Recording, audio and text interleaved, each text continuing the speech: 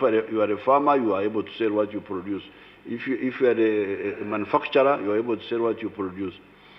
If you are running a transport business, you have enough room to transport. If you are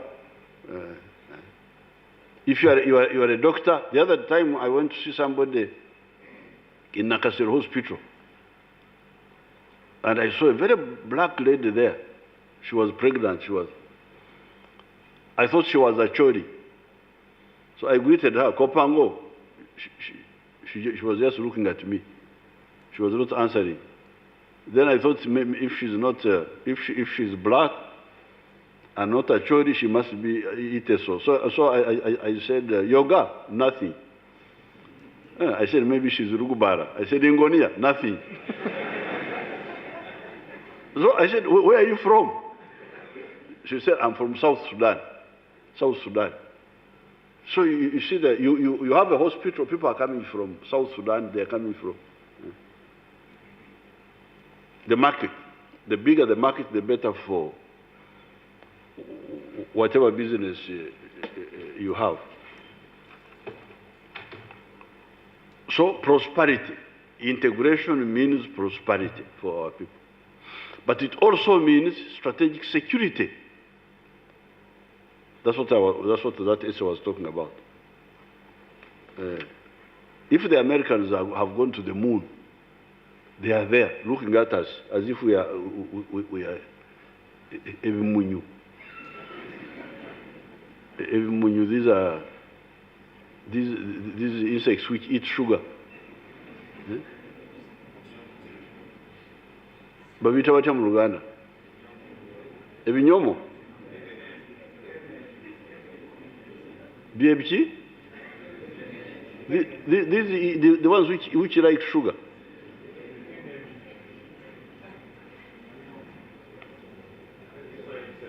Huh? Ebikenembi. Oh, okay. So we are like Ebikenembi just here. Now, the Russians have gone to the moon. The Indians have gone to the moon. We are the ones who are here, Africans. But can Uganda go to the moon alone, even when Uganda becomes developed? It's not easy to have a program, a space program. That's why we say East Africa is the better place to go to the moon and ask these whites, what are you doing here? So, that's why we say prosperity and security through Pan-Africanism. And these are not only important for regional integration, is not only important for giving us a regional market. It also helps us to negotiate with the European, with the Americans, with the Chinese for access to their own market. Because when you go there, they say, how big is this man's market? If they see I've got a big market, they will be careful. They don't want to antagonize you. Because if they don't allow you in their market, you will also not allow them in yours. And when they do the calculations, this East Africa, 170 million people, almost 180 million, we better be. This is the Runyankore proverb. The one I was saying, the one who says, you come for a meal. It is because he has calculated that you are a useful ally to him. But if he says, no, that one, even if he doesn't come, I don't mind. I lose nothing. How will you guarantee the future of your people if you are so negligible? And I like Mr. Trump so much. Trump is a wonderful man. Because he tells Africans how they are. The other day he told them very, very clearly what he thought they were. You know the word they said he had used? He said, Bioroni. What do you call it? In choo peke yake. Wacha choo hiyo. People were mad with talk, but I liked it. Because when somebody tells you what you are, that you are nothing, I think Mr. Trump and Dr. Phiri,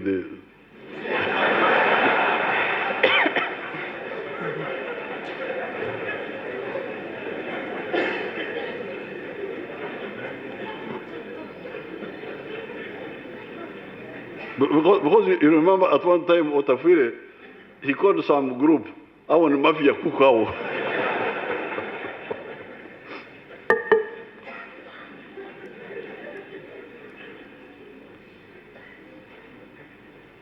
So really, to be so negligible. Now, two final points, which there are many points in that speech, but I'm just picking a few.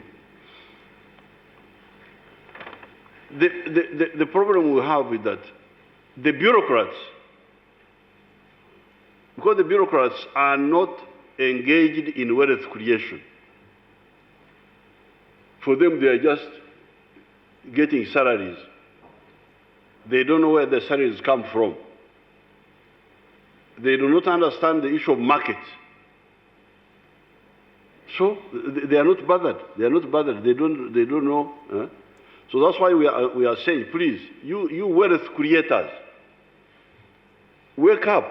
Don't allow your future to be led to be decided on by these bureaucrats, because for them, they don't understand when you are stuck with bananas which you cannot sell.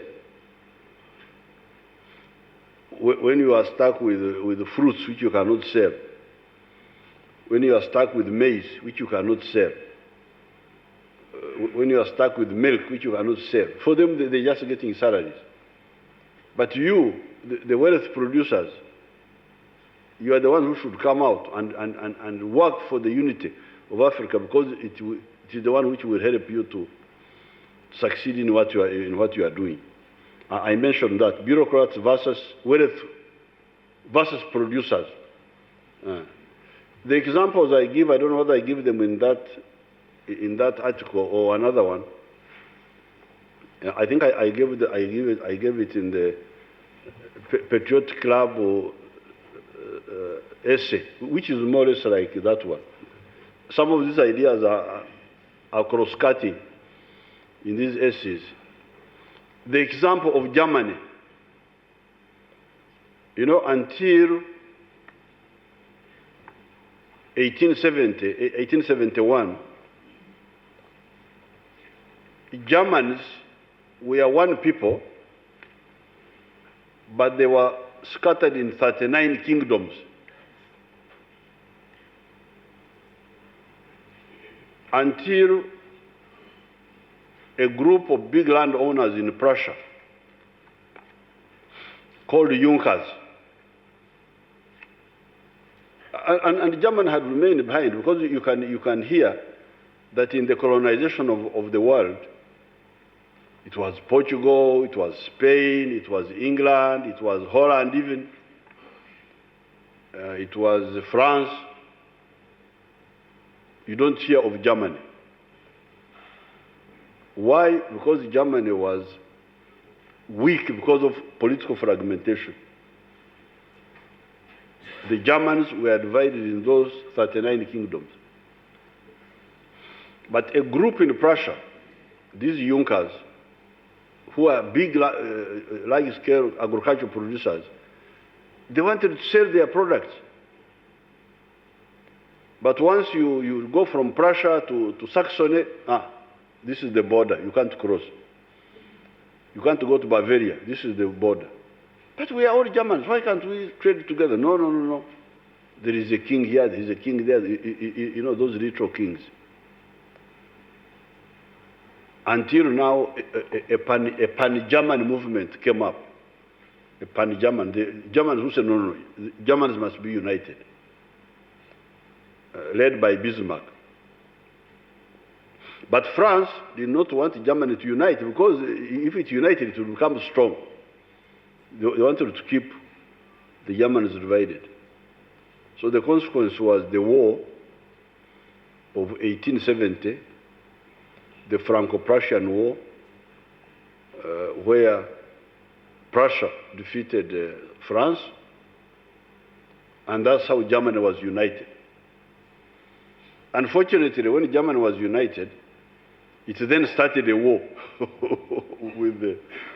because when Germany was united, they were united in 1871, and you people, you must have heard of the Berlin Conference of 1884. This is 13 years afterwards. As soon as Germany was united, Bismarck said, no. Mwaba France n'Abangereza mwatubba. Ni mutwara colonism weka. We also want colonies. You have taken India, you have taken all these Africans, down. Tugenda kurwana. Oh, please, Germany, don't start a war, please. Tukegayiride, torwana. Jangu tuture. So Bismarck called them to the Berlin Congress of 1884, 1885. Please, Bismarck, Rwanda, tukuwadde Tanganyika. Netukongerako Rwanda. Netukongerako Burundi. Netukongerako Namibia, that's it. Namibia. Netukongerako Togo and part of Cameroon. I think then Bismarck said, okay, wakiri. But then Bismarck left power. When he left power, there was a new Kaiser, the emperor of Germany, Kaiser Wilhelm. He said, what? You British, you have taken the whole of India. You the Dutch, you have got the whole of Indonesia. You the French, you have got the whole of Indochina. You the British, you took the whole of America, you took the whole of Canada, the whole of South America. You tell me about Tanganyika and Burundi. Katurwane. That's how they started the First World War, fighting over us. Fighting over wanapigana juu ya wajinga. Africa wana. Just amazing. So that's how the war started. The war started. But otherwise, if Germany had not gone into this stupidity of fighting for colonies, it would have been a very powerful country. Even now it is very powerful, but they wasted a lot of time and they lost a lot of people. But their strength came from unity, which we mention in those documents. Now, finally, in this uniting, there is one question: what is more important? Because, for instance, you hear there's oil in Hoima. Oil yetu, amajuta gate.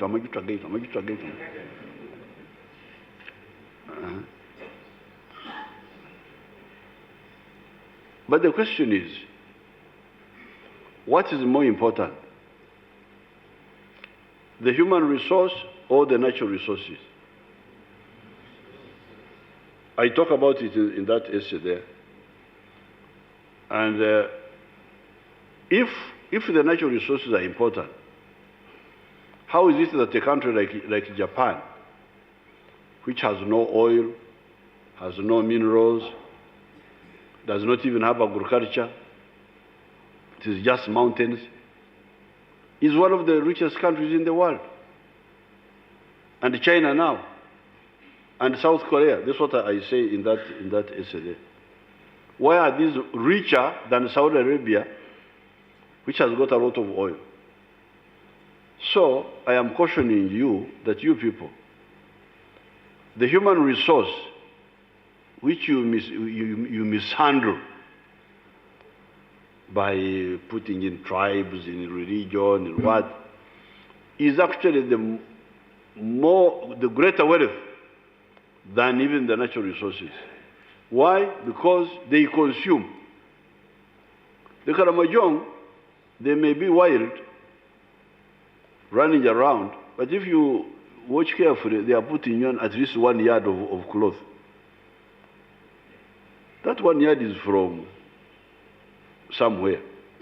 So the Karamojong, in his madness, at least he has bought 1 yard of textile.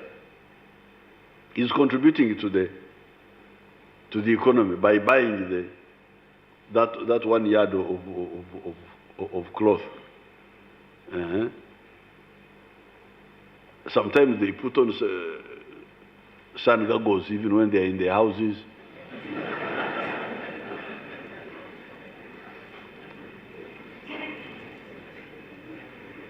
Those sun goggles are also, maybe there's some tax on them.